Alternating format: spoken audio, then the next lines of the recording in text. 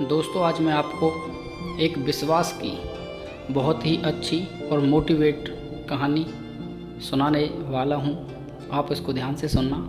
इसमें आपको बहुत ज़्यादा मज़ा आने वाला है और बहुत सारा मोटिवेशन भी मिलने वाला है। दोस्तों, एक लड़का था, वो अनाथ था, जिसके माता पिता बचपन में ही मर गए थे। तो वो लड़का बहुत ज़्यादा परेशान था, बहुत ज़्यादा दुखी था।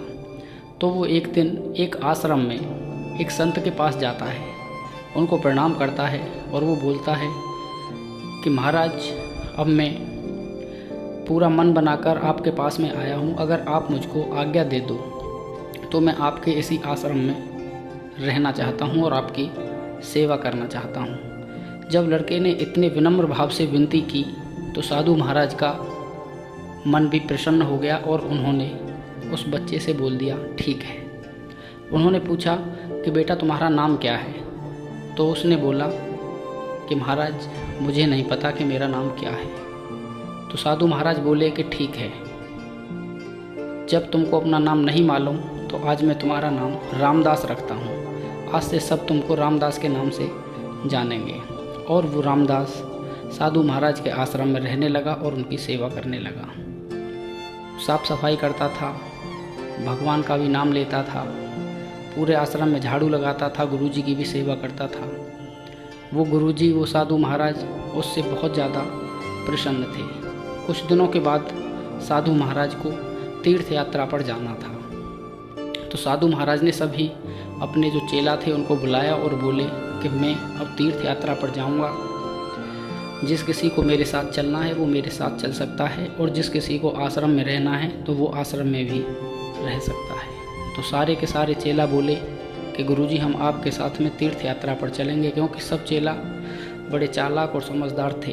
उनको मालूम था कि यदि हम यहाँ पर रहेंगे तो आश्रम में साफ़ सफाई करनी पड़ेगी, काम करना पड़ेगा, और यदि गुरुजी के साथ चलेंगे तो वहाँ खाने के लिए अच्छा भी मिलेगा और कुछ काम भी नहीं रहेगा। गुरुजी बोले ठीक है। कुछ देर के बाद में रामदास आया और वो गुरुजी से बोला कि गुरुजी, अगर आप मुझे आज्ञा दें तो मैं यहीं आश्रम में रहना चाहता हूँ। गुरुजी इस बात को सुनकर बड़े प्रसन्न हुए, बोले ठीक है रामदास, तुम यहीं पर रहो और पूरे आश्रम की साफ़ सफाई करना और भगवान की भी सेवा करना। तो रामदास बोला कि मैं तो भगवान की सेवा करना जानता ही नहीं हूँ, तो आप मुझे बता दीजिए। तो गुरुजी महाराज रामदास को लेकर एक कक्ष में जाते हैं, जहाँ पे अंदर भगवान राम, माता सीता, लक्ष्मण और हनुमान जी, इन चारों की एक तस्वीर बनी हुई थी, बहुत अच्छी, बहुत सुंदर और सुशोभित। वो बोले कि तुम्हें इन ही भगवान की सेवा करनी है। तो रामदास बोला कि मैं सेवा तो अच्छी तरीके से करूँगा, पर आप मुझको ये बताओ कि जिनकी मैं सेवा करूँगा इनसे मेरा क्या रिश्ता है। तो कुछ देर के बाद में संत महाराज बोले कि तुम कहते थे ना रामदास कि तुम्हारा कोई माता पिता नहीं है, तो तुम अब ये समझ लो कि जो ये राम हैं ये तुम्हारे पिता हैं, सीता तुम्हारी माता हैं, लक्ष्मण तुम्हारे चाचा हैं और हनुमान तुम्हारे भाई। तो रामदास को रिश्ता पता चल गया, बड़ा खुश हुआ। संत महाराज अपनी तीर्थ यात्रा पर निकल गए। जब अगला दिन आया तो रामदास पूरे आश्रम की साफ़ सफाई करके, खाना बना के, भगवान श्री रामचंद्र, हनुमान जी, माता सीता और लक्ष्मण की जो मूर्ति बनी थी वहाँ पर खाना रख के आ जाता है और उनसे बोलता है कि आप खा लीजिए। कुछ देर के बाद में जाता है तो खाना ऐसे ही रखा था। उसको लगा कि मैंने नई नई सेवा करनी चालू की है तो शायद इनको थोड़ी शर्म आ रही है, इसलिए मेरे कहने से खाना नहीं खा रहे हैं। तो उसने वहाँ पर एक पर्दा लगा दिया। थोड़ी देर के बाद में जब आकर देखता है तो उन्होंने फिर भी खाना नहीं खाया। अब रामदास को लगा कि उसकी सेवा में कोई कमी रह गई है, तो वो बहुत तेज दुखी रहने लगा और रोने लगा। उन्होंने बहुत आग्रह किया रामदास ने कि आप खाना खा लो, लेकिन उन्होंने खाना नहीं खाया किसी ने भी। अब तो रामदास बोला कि अगर आप नहीं खाओगे तो मैं भी खाना नहीं खाऊंगा। अब पूरा सुबह से दोपहर हो गई, शाम होने वाली थी, दूसरा दिन आ गया। तो अब रामदास को लगा कि इस तरीके से तो रामदास को भूखा मर जाएगा, ये तो खा ही नहीं रहे हैं, क्योंकि इनको मेरी सेवा पसंद नहीं है। तो रामदास बोला क्यों ना मैं पहाड़ी से कूदकर अपनी जान ही दे दूं जब मरना ही है तो। जैसे ही रामदास पहाड़ गया, पहाड़ पर कूदने के लिए, तो राम जी ने हनुमान को आदेश दिया कि रामदास बहुत बोला है, हनुमान जी तुम जाओ उसको समझाकर आश्रम वापस ले आओ।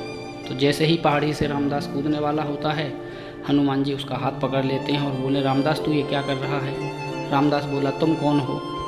हनुमान जी बोले कि बड़ी जल्दी भूल गया रिश्ता बनाकर, मैं तेरा भाई हूँ। तो उसको बड़ी खुशी हुई, आश्रम वापस आ गया। तो सब ने खाना खाया। इसी तरीके से 2-3 दिन 4 दिन 5 दिन तक चलता रहा। तो अब रामदास अपने मन में सोचता है कि मैं सबसे छोटा हूँ और ये सब मुझसे बड़े हैं और भी कोई काम नहीं करता है, तो इससे क्यों ना मैं इन सब के लिए काम बांट दूँ। तो एक दिन रामदास ने भगवान रामचंद्र से बोला कि पिताजी, मैं घर में सबसे छोटा हूँ इस आश्रम में और सब लोग मुझसे बड़े हैं, इसलिए अब मैं काम बांटूंगा, सबको काम करना पड़ेगा। बोले ठीक है, तो तुम बताओ क्या क्या काम करना है। उन्होंने बोला कि जो सीता जी हैं माता जी, ये रसोई बनाएंगे, आप पत्तल बनाओगे और चाचा जो वन से लकड़ी लेके आएंगे और हनुमान जी बाहर से राशन लेके आएंगे, ये काम रहेगा। और अब मैं आराम करूँगा, आप सब लोग काम करोगे। राम जी बोले ठीक है। तो अब रामदास आराम करता, भगवान श्री राम पत्तल बनाते, माता जानकी रसोई बनाती, हनुमान जी बाहर से राशन लेने जाते, लक्ष्मण जी लकड़ी लाते और साफ़ सफाई में उसका सहयोग भी करते। तो पहले की भांति आश्रम बहुत ही सुंदर और स्वच्छ हो गया था। उधर 15 से 20 दिन बीत गए। तो संत महाराज आश्रम में वापस आते हैं और वो जैसे ही आश्रम में घुसते हैं तो देखते हैं कि आश्रम पहले से बहुत ज़्यादा साफ और शुद्ध दिखाई दे रहा है। बड़े खुश होते हैं। अब उनको रामदास पर विश्वास हो गया कि रामदास ने पूरे साफ सफाई पूरे मन से की है, पर मैं देखता हूँ कि ठाकुर जी और भगवान जी की भी सेवा की है या नहीं। तो वो सीधे उसी रसोई की तरफ आते हैं जहाँ पर भगवान जी का कमरा था। संत महाराज देखते हैं कि कमरे में जो उनका जो रूम था, जिसके अंदर तस्वीर थी, जो कक्ष था, उसके अंदर कोई मूर्ति नहीं थी। अब संत महाराज को लगा कि रामदास ने सेवा के लिए ऐसा तो नहीं है कि मूर्तियों को बेच दिया हो। उन्होंने रामदास को अपने पास में बुलाया और पूछा।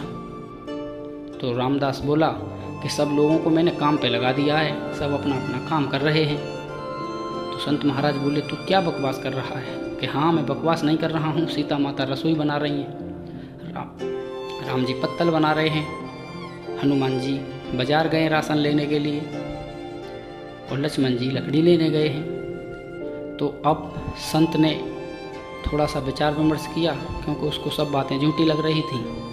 अब वो दौड़े दौड़े रसोई की तरफ गए तो वहाँ एक झलक देखते हैं कि माता सीता खाना बना रही हैं और राम जी वहाँ बैठे पत्तल बना रहे थे। और जैसे ही एक झलक दिखाई देती है संत को, तो दोनों ही राम जी और सीता जी वहाँ से गायब हो जाते हैं। अब संत दौड़े दौड़े आते हैं रामदास के पास में और उसके चरणों में गिर पड़ते हैं और उससे बोलते हैं कि रामदास, हम तो सिर्फ इनको एक पत्थर की मूर्ति समझते थे, सच्चा भक्त और सच्चा प्रेमी तो तू है रामदास। आज तो तू दुनिया में सबसे बड़ा संत और सबसे बड़ा विश्वास करने वाला बन गया, लेकिन ये चमत्कार हुआ कैसे।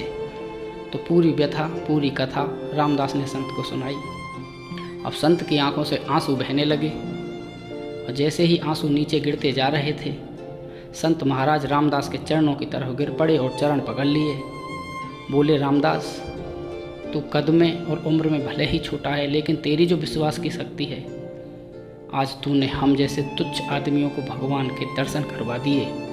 क्योंकि हम तो सिर्फ इनको एक पत्थर की मूर्ति ही समझते थे, एक पत्थर ही समझते थे, लेकिन आज तेरे विश्वास और तेरी भक्ति की वजह से भगवान के दर्शन हुए और हमारा जीवन सफल हो गया। दोस्तों, अगर हम किसी काम को विश्वास के साथ करें तो हमें उसमें सफलता ज़रूर मिलती है, लेकिन विश्वास पक्का वाला होना चाहिए। दोस्तों, अगर आज की कहानी आपको अच्छी लगी हो तो वीडियो को लाइक कर देना और हमारे चैनल को सब्सक्राइब कर देना। कहानी को पूरा सुनने के लिए आप सभी का बहुत बहुत स्वागत और धन्यवाद।